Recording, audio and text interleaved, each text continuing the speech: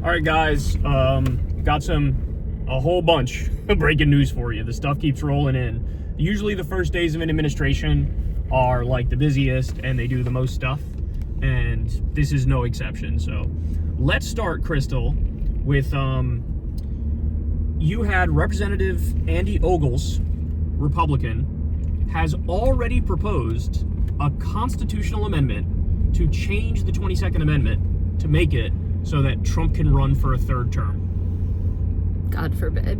And in general, I actually don't support the term limits amendment, but I'm mixed. I just can't. But I mean, look, the reality is, like, it would have to be ratified, blah blah blah. It's unlikely to happen. I think it's just more of like a projection of power kind of a thing, you know? Yeah, it's like a fealty. It's almost like and like a troll kind of too, and just to get the reaction and to flex on the libs. That's what this is. Right, but it's not happening. This is one that we can sort of safely say is not going to happen. It would be really hard to imagine a scenario where it does. And my first thought, which I'm sure many of you had too, was like, okay, well, if you do that, Obama will just come back and beat you. But get this, guys, he crafted the amendment to exclude Obama. Right. Because it says, it's only if you serve non-consecutive terms. Correct, yeah. So if you already served 2 consecutive terms, well, then you can't do it. It's humiliating. It's embarrassing. Which also shows you they're afraid of Obama. Absolutely. Which he is he is still a very popular politician. So yeah, makes sense. Yeah. All right. So then we also have, this was big news yesterday, and I have many thoughts on it. So Trump is going to declassify the JFK, the RFK, and the MLK files. So my first reaction to that is, that's a good thing, but I'm warning everybody in advance, I would put a lot of money on the idea that they're going to redact the shit out of those documents and we're not going to learn true answers. That's my first thought on it. Yeah, so there's already legislation that was passed by Congress that was supposed to mandate the release of the JFK files, and the government has just like basically ignored this bill that was passed by Congress. So Trump has given them 15 days, and they gotta like comb through them. Right. And they're gonna just fucking redact a zillion things, I bet. And Michael Tracy was tweeting that the actual text of the executive order instructs them to come up with a plan to release the files. See, that's what I'm saying. So there's like still wiggle room in there. So we'll see. We'll see. Now my other thought on that, this was actually my first thought, was, oh weird, you're missing one. Mm-hmm, you're not releasing the Epstein files? Or the UFO ones, for that matter, for the UFO heads out there. I mean, the Epstein one is clear. Like, we literally have audio of Jeffrey Epstein that got released just before the election, where he told a journalist, I was Trump's best friend for a year. I was the closest person to him for a year. Yeah. Or not a year, a decade. That's right. Even crazier. Right. Closest to him for a decade. And like, nobody in the media talked about it. None of the Democrats talked about it. It's so hilarious to me how Republicans love to talk about Epstein all the time, and they're massively conspiracy brained, but they just ignore the fact that like Trump was close with Epstein. Well, remember when he got asked at the end of his last term, like, about Ghislaine Maxwell, and he was like, I wish you well. Yeah, I wish you well. Oh my God. And he got asked, I think during this campaign, about releasing a bunch of the, like, JFK, RFK, Epstein, and he made a point of being like, Epstein, that one might be a little... That was a little different. Yeah, it's a little different. You might have people to get caught personal up in information. Yeah. So exactly. Every time he gets asked about it, he can't bring himself to just be like, of course, you know? Right. So to me, that's just validation that it's like, yeah, of course I was close with Epstein, and of course there's fucking dirt there. Remember Steve Bannon said in like 2015, the only person that can stop the Trump train is Jeffrey Epstein. That's right. Steve Bannon actually came out and said that. All right, so then we also have, this was a big one the other day, Crystal, I'm sure you saw this. There's a Milwaukee CBS weather reporter who was fired after criticizing Elon's Nazi salute. I believe she criticized it on social media. She did. And she got fired over that, which, I mean, like, it's just embarrassing to me that the right was able to use this issue of cancel culture as, like, their big thing for so many years. And then, you know, something like this happens and it's like, there's a whimper, nobody says anything. And like, this is how authoritarianism actually comes. It's not even necessarily the government doing the authoritarianism up front. It's people basically being scared into, we're going to do it for you. Like, we'll fire her for you. Yeah. You know what I mean? Yeah, that's what I'm coming to realize more and more, because of the level of capitulation to Trump this time around. I was thinking about this. I got to talk to Emma and Sam today, and we were talking about this a little bit today on Majority Report. And remember, Musk came in and threatened to dump millions of dollars on any Republican who did not vote to confirm all of Trump's nominees and go along with whatever it is that, Elon wants them to go along with. And that was enough to flip Joni Ernst on Pete Hegseth, just the threat of that, so that Hegseth is now likely to get confirmed. And, that's a story, he didn't even have to spend the money, right? Just the threat of it.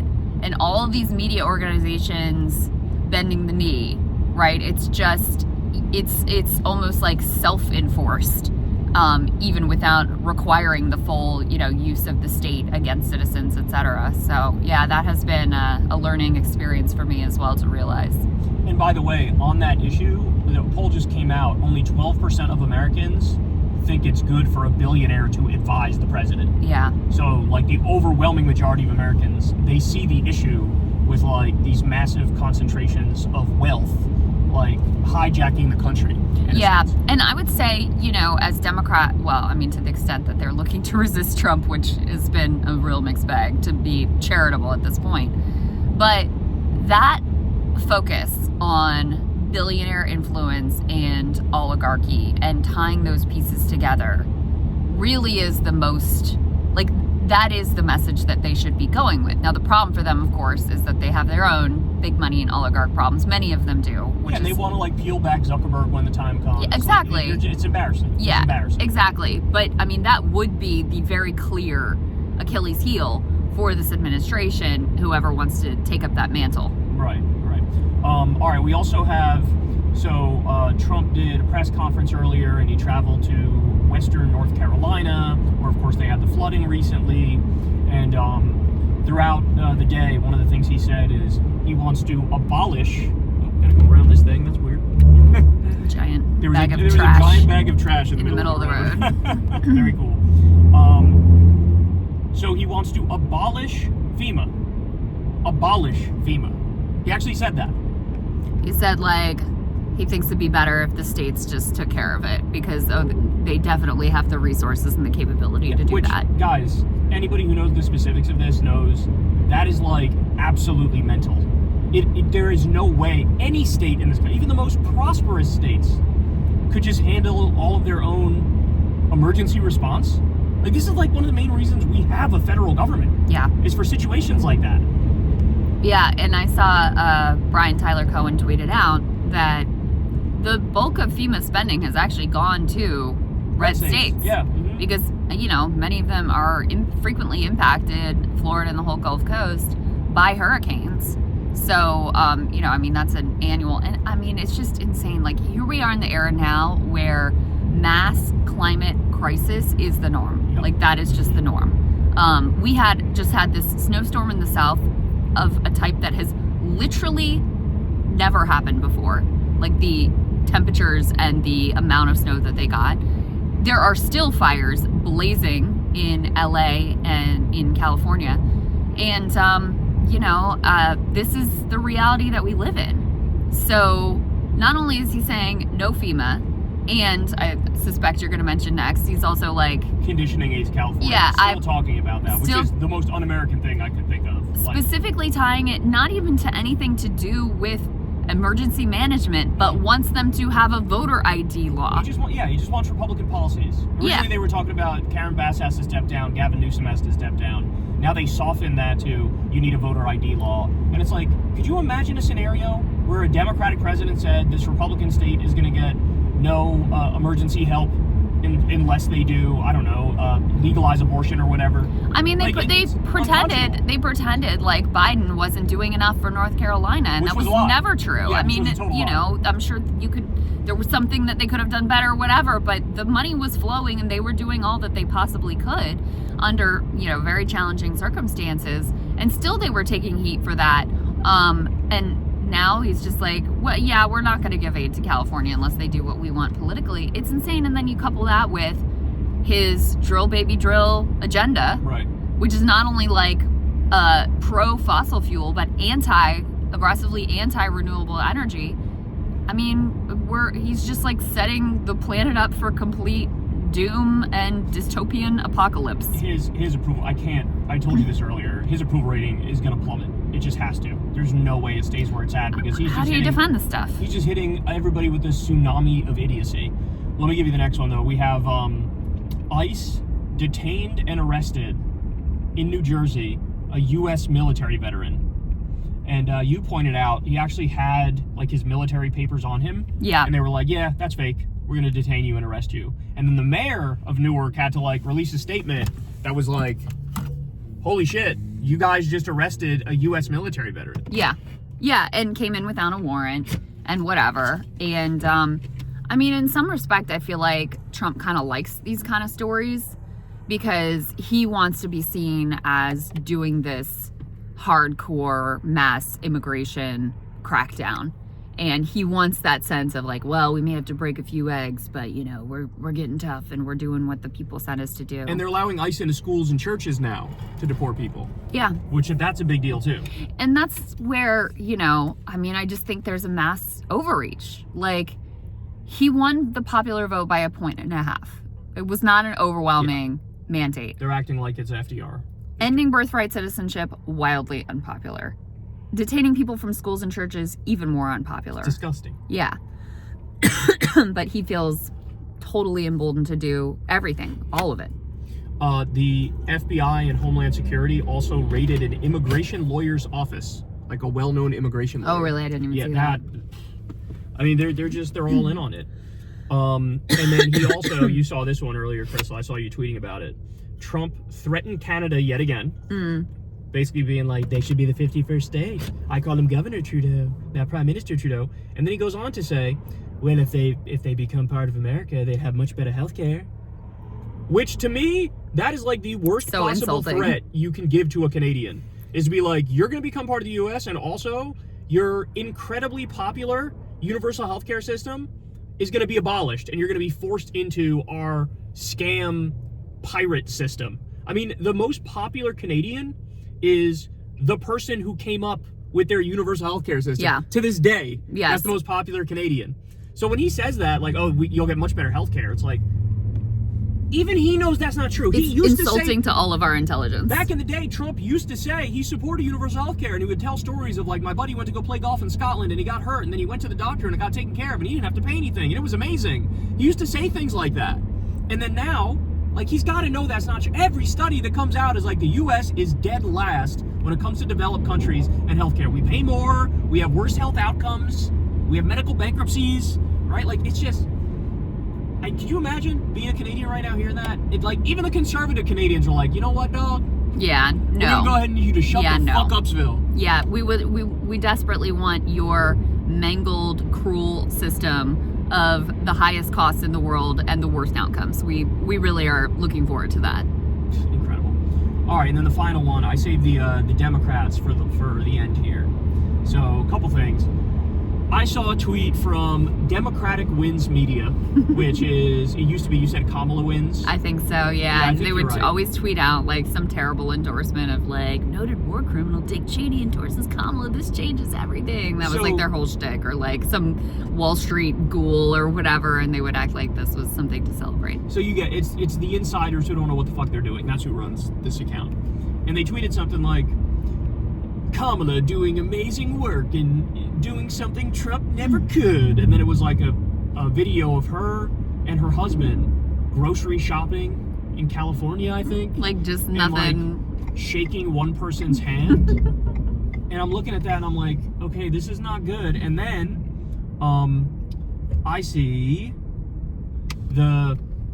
what was the other one, Crystal? It was the Democrats had some meeting where they were trying to like figure out how to go viral. Yeah, and they were like, Mark Warner had this great tuna melt cooking video that went super viral. Maybe we need to do more stuff like that. It's like, so guys, this literally, what are you talking about? This is Democratic politicians having a meeting on how to go viral and how to become more popular.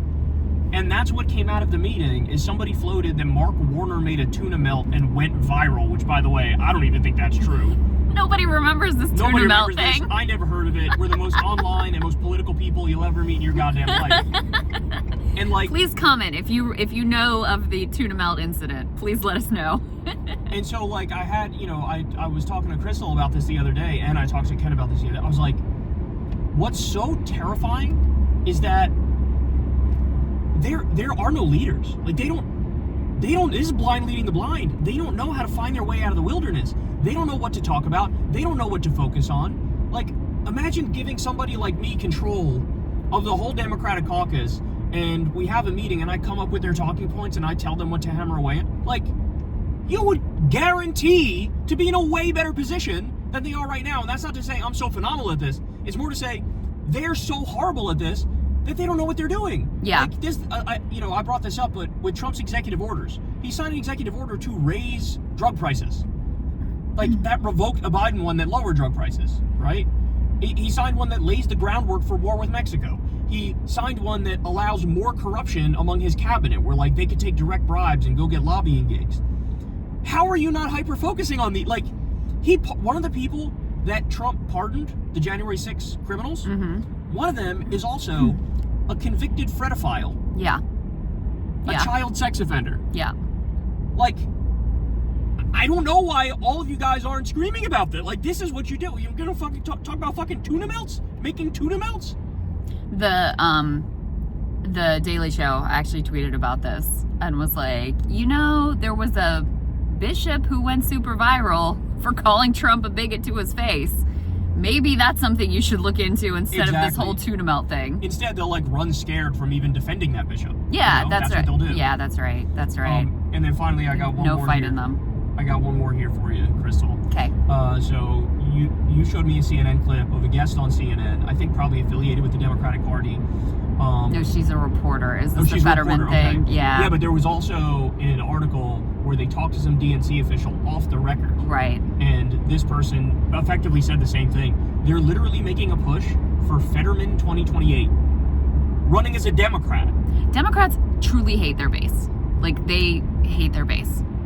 You would never have a media report, like a reporter, suggest that someone who was hated by the Republican base be Jeff the Flake, leader. 2028 for the Republicans. Right. Yeah. You would never have them be, what they really need, and maybe the base doesn't love them, but it's just the medicine they need. It's like, Democratic voters do still get a say, and something tells me that his bootlicking of Trump and his having his head constantly up the ass of Bibi Netanyahu, caring more about Israel than the state that he represents, Pennsylvania, something tells me they're not going to love that in the context of selecting the next Democratic leader.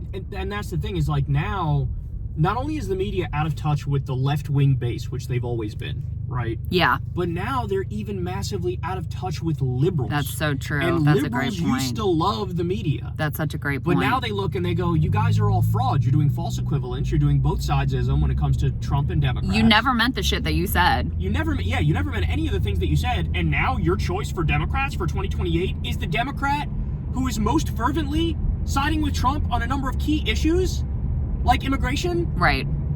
They don't get it. They don't get it. And that's what's driving me crazy, is that this is a fucking opportunity for Democrats to retool and come out of the wilderness.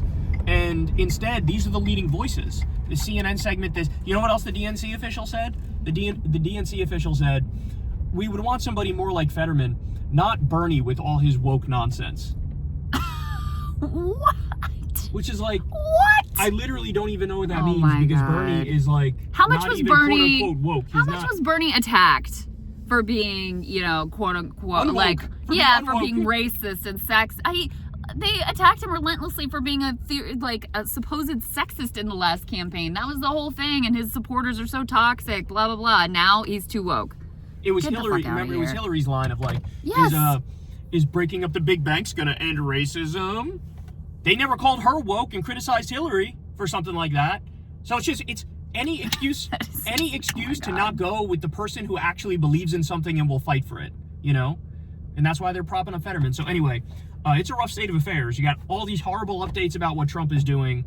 I mean, it is just abysmal. And the Democrats sitting around going like, maybe more tuna melt videos. Yeah, make a tuna melt and push out Fetterman. Like, okay, do you want to have the Republicans win until fucking 2048? Is that what you want to do?